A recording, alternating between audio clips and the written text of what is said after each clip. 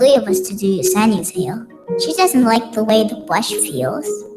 Alyssa and I sing and clap while Mom bleeds. I feel happy I can help her. What do you like best about your family? They all treat us the same. Like we all are equal. Like, it doesn't matter if she suddenly has autism. My parents are not going to just focus on her and leave me in jail and out. Autism isn't something you should be scared of. I think having Louie made me just so much of a better person, so much of a better father. All we are is a family that has a lot of fun, like every other family, even if it looks a little bit different.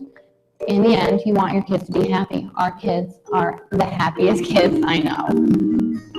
I just think he looks at the world in a very different way than most people do. And I don't think it's in a bad way. I think it's amazing. Every kid is an original. We're all one of a kind.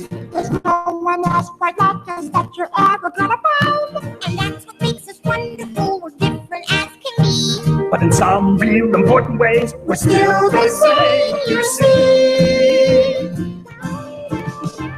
We all can feel happy. We all can feel mad. We all can feel lonely. We all can feel glad. We all are just kids and we all want to play.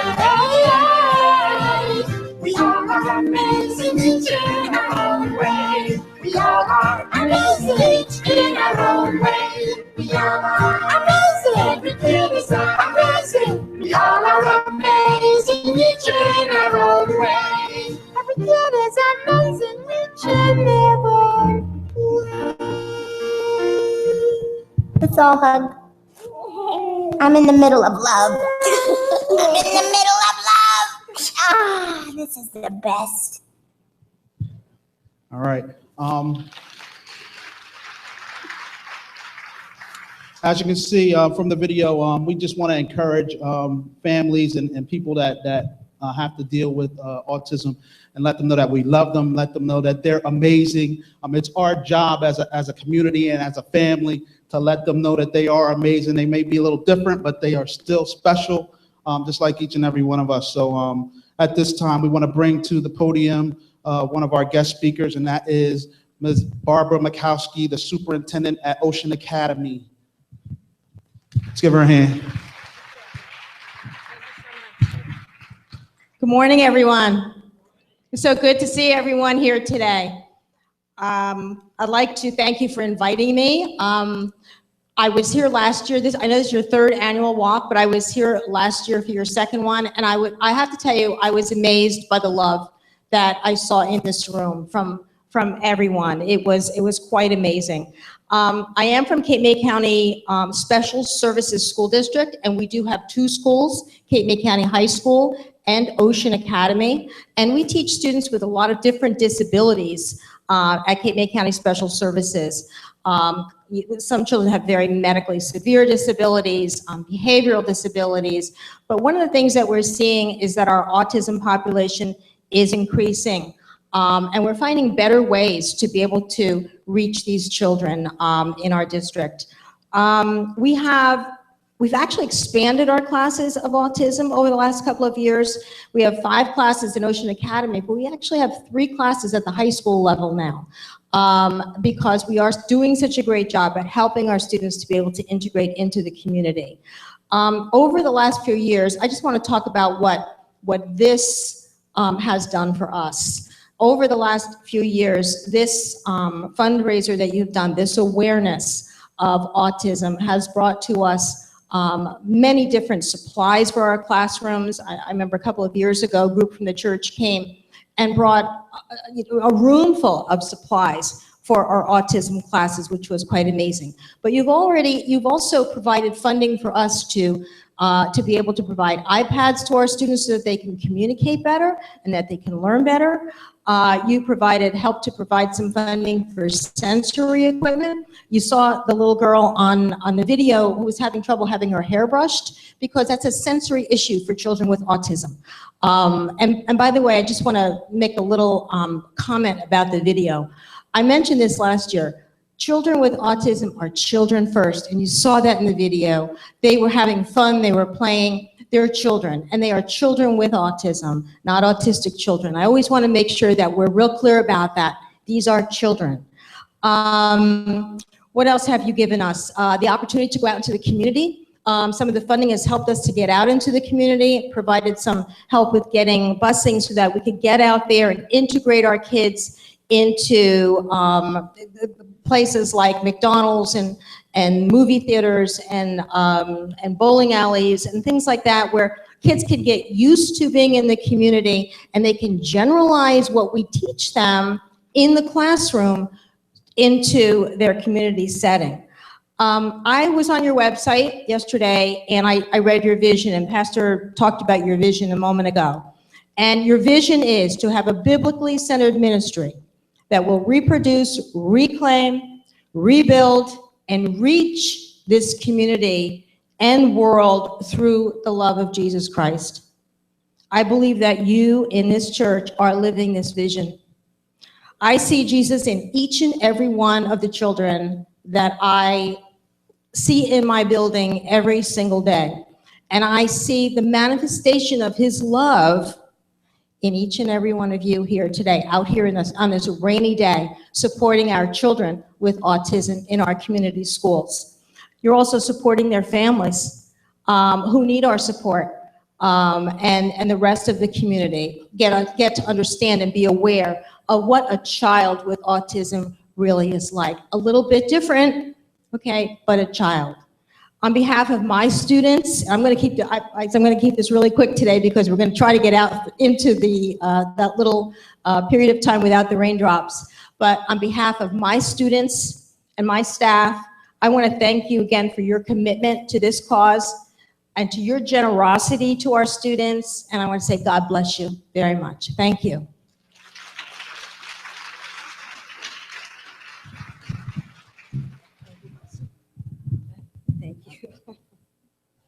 At this time, we'll have some brief comments from Mr. Anthony DeVico, who is the principal at the Woodbine Elementary School.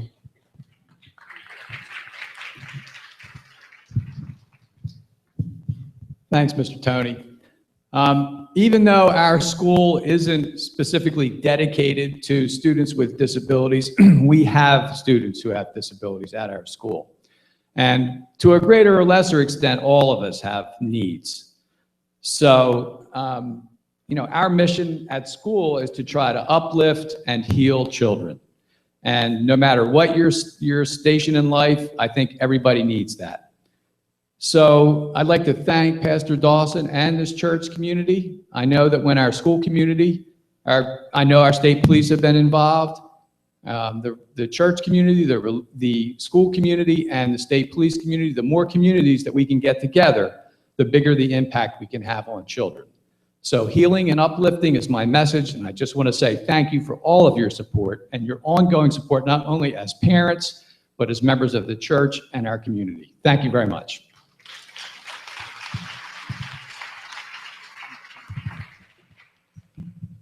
Thank you. As you can see, one of the themes of the day is community and togetherness, and that's some part of our vision here at the Soar Church. Again, we're just glad that we can be a part of this community and help out in any way that we can. At this time, we're going to bring to the podium our keynote speaker, and that is Dr. Yvette Janvier she's the director of the Children's Hospital. I believe that's in Philadelphia.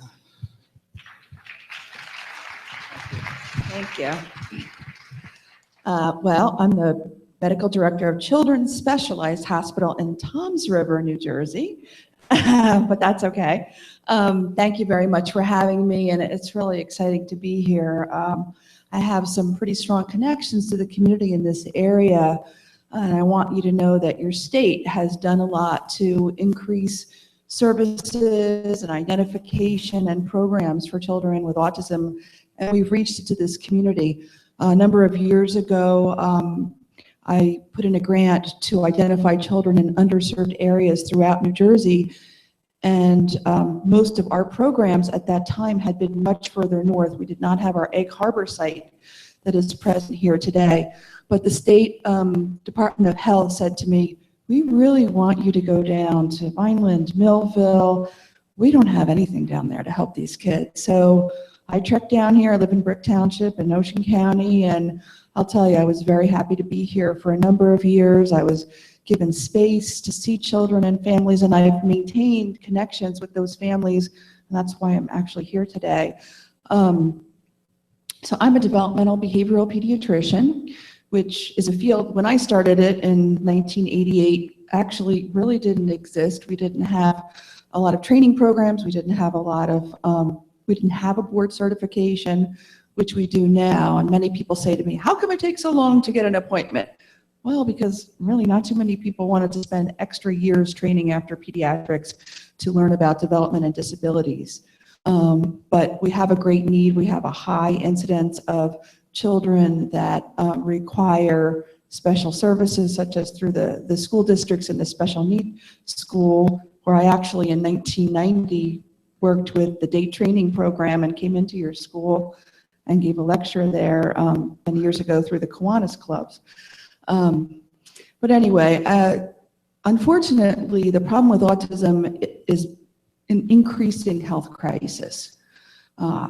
I spent 5 years going to Washington, including going to the White House, invited by President Obama to meet with leaders around the country to figure out what is going on here and what do we need to do. We worked for 5 years to create the research plan for autism that is in place right now. And when the economy crashed a number of years ago, we had our shovel-ready plan for autism research, and $80 million was poured into it.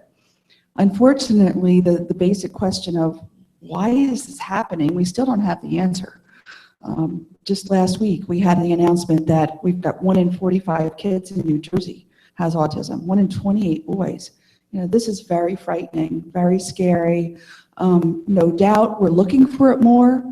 You know, when I train nurse practitioners, I say, well, we work with kids with autism, and we work with kids with ADHD, and we work with kids with ADHD and autism. So we are looking for it. But I think it's very important in your community, if you could push for the young families with young children, to think about development, think about developmental milestones, start to track that, use tools that have been developed. The Center for Disease Control has some great programs. Learn the Signs, Act Early. That's what I find is lacking in a lot of the communities, especially the underserved minority communities. People are not paying close attention to, is my child saying mama, dada in a single word at 12 months? Do they have 50 words and starting phrases at 2 years? These are critical milestones that we need to be aware of and not ignore. Even if the pediatrician says, don't worry about it, worry about it. So hopefully the church community can focus on increasing that awareness of tracking of developmental milestones in the children in your church family and surrounding interconnected families. This is critical. We know that early identification improves the outcome. I see kids in my office every day that are doing really well. As we were chatting before, you know, one of the families that's involved in one of the local support groups, the child is going to one of the special high schools in this area. I mean, he's a very bright boy. He's going to be an engineer. So we can help these children not become a challenge that we need to solve as an adult, but problem solvers in our community and pillars of the community. But we need to find these kids early. Still, even though parents see problems at 12 months, 14 months, they're not getting help or not getting a diagnosis until 4 years of age. And in underserved communities, that goes up to 6 years old. You know, I mean, that's a problem. And we really need a grassroots effort to move that. One of the things that I have a grant now from the state of New Jersey, a $2.2 million grant, myself and my team. We've created a tool for early autism identification. All the autism tools right now are lists of questions that you read. Well, lots of people don't understand what the questions are getting at. They try to give you the right answer. They want to please you. That isn't the point. The point is we need to find these children. So we're working on this tool, and so far so good. We're now going out into the to Head Starts. We spent a lot of time in Bridgeton and the Head Start there to get this program up and running. So that's exciting news. But we know that early identification and early intensive intervention is critical. Getting 1 hour of a teacher a week is not adequate. We're not exactly in your community. Our Egg Harbor Township site does serve this area. I know I had families drive from Cape May to Toms River for many years to get help for their kids. So if you're concerned, don't wait. Early intervention through the state of New Jersey does a free evaluation. It doesn't cost you anything. You just need to make that phone call. That's for children under the age of 3. Children from the age of 3 to 5, the public school will do an evaluation for free. So what if you send kids in that are normal? That would be great. Most of the time, that's not the case. If you have a concern, more likely than not, there's a problem. Another thing I wanted you to be aware of is New Jersey is one of the few states that has an autism registry. It's very important that if you have a child or a family member or a grandchild, I heard quite a lot of grandmothers mentioning, that their child is registered with the New Jersey Autism Registry.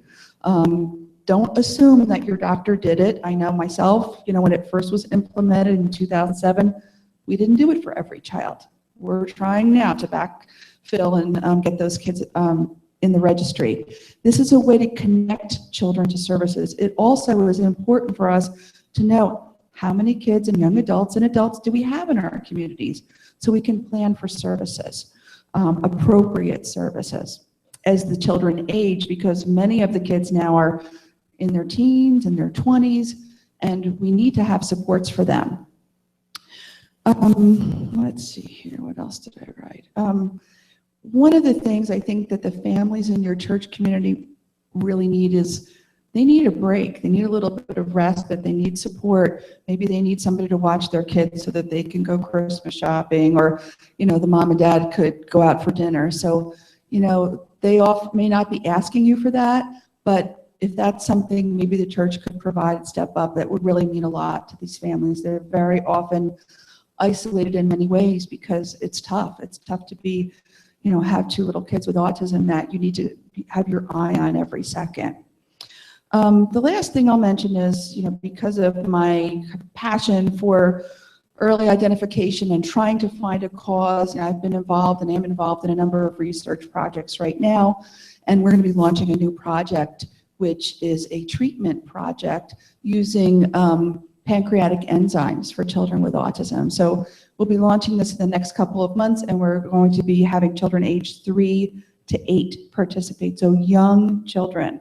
So just in case you have any interest, you can follow up with me or check our website or so on. But, I want to thank everyone for being here today, and, I'm more than happy if there's anything I can do personally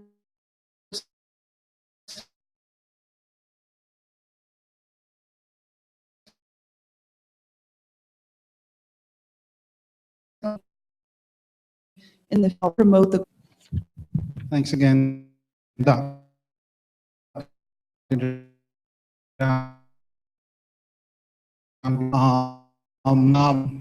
things that were just educate, awareness and awareness. Again, this part of the program, they have plenty of valuable information for you. Our next speaker,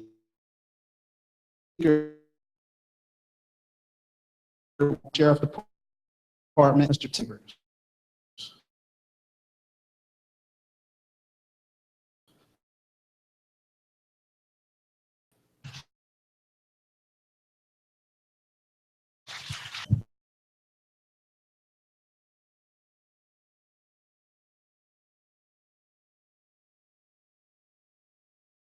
All that.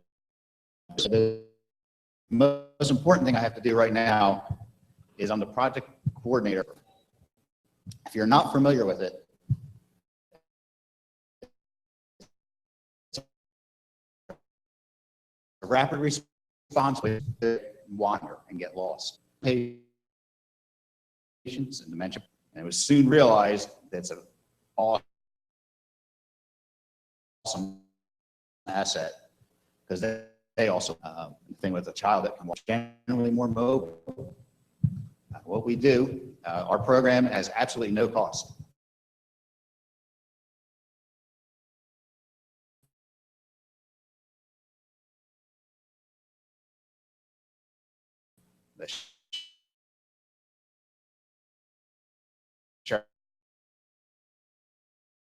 error